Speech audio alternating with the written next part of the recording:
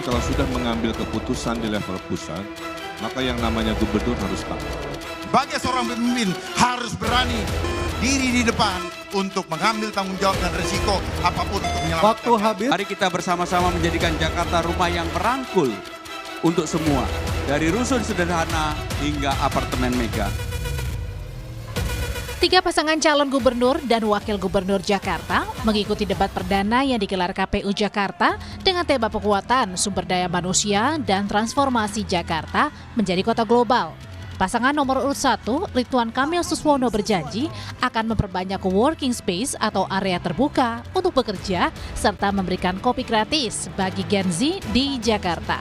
Salah pasangan Ridho akan memperbanyak co-working yang sewanya gratis buat Gen Z di Jakarta, termasuk minum kopinya, karena Gen Z ini konsumsi kopinya besar sekali dan mahal, nanti kita kasih gratis kopinya.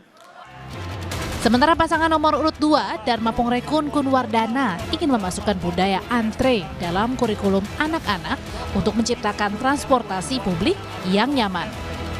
Itu juga perlu ditanamkan budaya budaya antri kepada anak-anak. Masukkan di dalam kurikulum supaya budaya antri ini ada di dalam adab kita. Mencegah segala aksi kejahatan termasuk narkoba, bullying, dan pencurian, pasangan nomor urut 3 Pramono Anung Rano Karno bertekad akan memasang kamera CCTV di setiap RT dan RW. CCTV itu bisa dipasang di setiap RT RW, maka saya yakin-yakinnya ini pasti akan mengurangi kekerasan di tingkat RT RW, narkoba, bullying, dan sebagainya termasuk pencurian. Debat pertama sudah selesai dan akan dilanjutkan dengan debat kedua yang akan diselenggarakan pada 27 Oktober 2024. Tim Liputan, Kompas TV. Cagup-cagup Jakarta telah sampaikan janji dan adu gagasan di debat perdana Pilgub Jakarta. Siapa yang berhasil rebut simpati calon pemilih? Kita akan bahas bersama dengan Adi Prayitno, Direktur Eksekutif Parameter Politik Indonesia. Selamat petang, Mas Adi. Selamat petang, Mas. Mas Adi, kita semua menyimak bagaimana debat yang dilakukan pada malam tadi. Apa yang bisa diambil oleh publik Jakarta? Ya, saya kira semalam menarik sebagai sebuah tontonan debat kandidat. Karena masing-masing calon ini kan sebenarnya berusaha untuk menunjukkan diferensiasi politiknya antara masing-masing calon pada stressing isu tertentu. Misalnya pada soal RT RW antara Dharma Pongrekun, kemudian Karno, kemudian Pramono Anung, ini kan berbeda secara diametral. Begitupun dengan isu-isu lain terkait. Artinya kalau kita melihat secara umum dari segi gagasan dan pendapat, memang masing-masing calon ini punya stressing yang berbeda, meski tujuannya sebenarnya adalah bagaimana untuk mensejahterakan dan memuliakan warga Jakarta itu menjadi warga yang sejahtera, warga yang kemudian diperhatikan dan dipedulikan tanpa pandang bulu. Tapi saya menangkap ada 3 isu yang sebenarnya cukup prinsip dan sensitif yang diangkat ya. Pertama soal kemacetan, yang kedua adalah soal treatment terhadap Gen Z, terutama Gen Z yang rata-rata misalnya mereka adalah jobless dan tidak mendapatkan pekerjaan. Yang ketiga itu adalah soal bagaimana memberdayakan RT dan RW. Itu yang saya kira stressing 3 hal yang menjadi perdebatan di antara 2 calon khususnya RK dan Pramono Anung.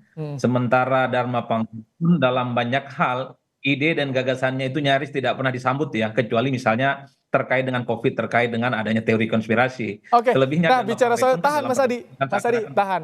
Bicara soal tadi COVID-19, kita akan mendengarkan kembali karena terjadi adu pendapat nih saat calon gubernur Ridwan Kamil bertanya soal penanganan pandemi COVID-19 pada calon gubernur Dharma Pongrekun. Dharma Pongrekun bilang pandemi adalah agenda terselubung dari asing untuk mengambil alih kedaulatan negara. Ridwan Kamil pun merespons dengan menyebut terjadi perbedaan pendapat biasa. Tapi seorang kepala daerah harus taat mengikuti kebijakan pemerintah pusat dalam setiap permasalahan yang ada di Jakarta. Kita simak bersama bagaimana perdebatannya. Kira-kira apa yang bisa kita lakukan untuk lebih baik dalam menyelesaikan yang namanya pandemi? Paham betul tentang pandemi ini. Pandemi ini adalah agenda terselubung dari asing untuk mengambil alih kedaulatan negara. Sehingga terlihat sekali begitu rapuhnya bangsa ini.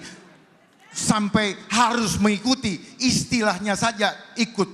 Kenapa bukan Taufik? Kenapa ngikutin COVID?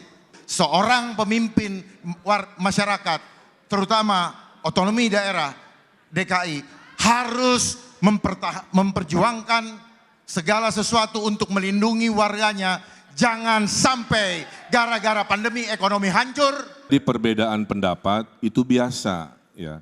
Kita perdebatkan di ruang-ruang yang sifatnya politik, ruang-ruang yang sifatnya bisa menginfokan bahwa ada perspektif lain mungkin dalam menyelesaikan sebuah permasalahan sekelas seepik yang namanya pandemi.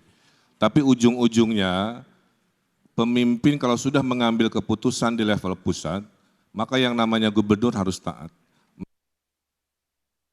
COVID kan sudah berlalu Mas Adi, apakah di part yang tadi kita perlihatkan kembali di layar Kompas TV, ini justru bisa menarik perhatian publik Jakarta Mas Adi? Ya sebenarnya secara substansi sebagai sebuah insentif mempengaruhi pemilih, saya kira tidak terlampau signifikan ya, karena COVID ini dianggap sebagai musibah kesehatan yang terjadi siklusnya per 100 tahun. Jadi yang sebenarnya dekat dengan keseharian masyarakat itulah yang sebenarnya secara prinsip, secara progresif tentu jauh lebih menarik diperbincangkan ketimbang isu-isu yang lain tentang kesehatan, tentang pendidikan, kemudian treatment terhadap perempuan, kelompok-kelompok yang selama ini dimarginalkan seperti kelompok disabilitas. Itu adalah isu-isu yang saya kira memang cukup lekat dengan keseharian warga di Jakarta. Tapi karena memang ada perspektif lain, terutama dari calon gubernur di Jakarta tentang COVID, ini hanya sebatas menarik untuk diperbincangkan, tapi tidak seksi sebagai sebuah isu di mana program ini akan menjadi program prioritas 5 tahun, terutama bagi gubernur yang akan terpilih. Nah, saya kira di situ, Mas. Oke, tadi Anda singgung soal disabilitas. Nah, dalam debat calon gubernur Jakarta Pramono Anung menyentil calon gubernur Jakarta yang juga mantan gubernur Jawa Barat Ridwan Kamil soal kurang ramahnya Bandung terhadap kaum disabilitas. Kita simak bersama.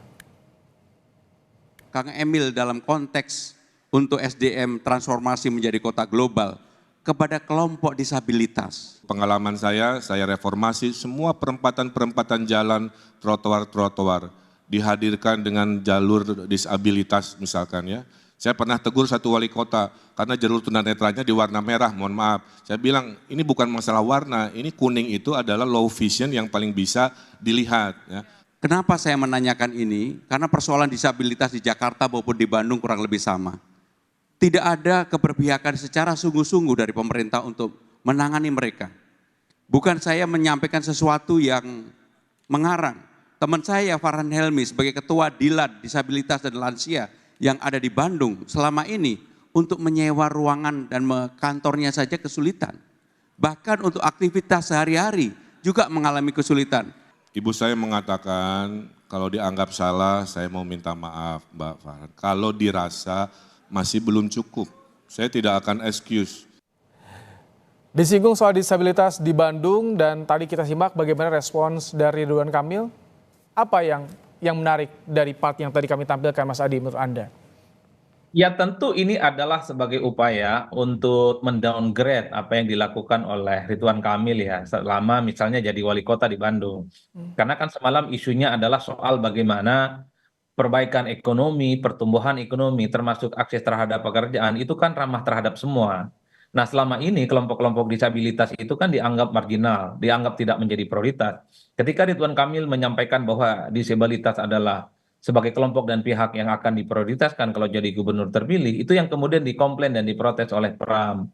Karena bagi Pram waktu Ridwan Kamil jadi wali kota ternyata tidak ramah dan seterusnya, seperti yang disampaikan tadi secara terbuka. Oleh karena itu sebenarnya forum debat semacam ini bagus ya untuk mengukur sejauh mana visi misi dari masing-masing paslon ini bisa diuji, apakah layak diaplikasikan ataupun tidak. Karena kalau hanya sebatas penyampaian visi misi dalam hitungan 1 menit, 2 menit, terus tidak ada bantahan, tidak ada sanggahan, saya kira ini semacam apa namanya di zaman Orde Baru. Jadi idealnya nanti untuk debat kedua harus bagaimana menurut Anda Mas Adi?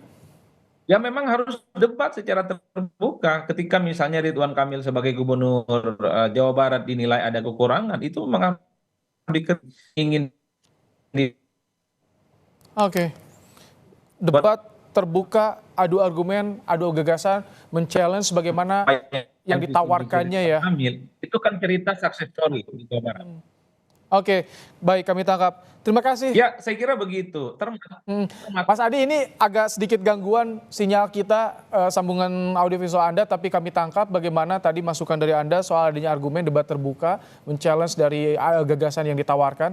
Tapi terima kasih untuk ulasannya sore hari ini, Mas Adi Praitno, Direktur Eksekutif Parameter Politik Indonesia, dalam program Kompas Petang sore hari ini.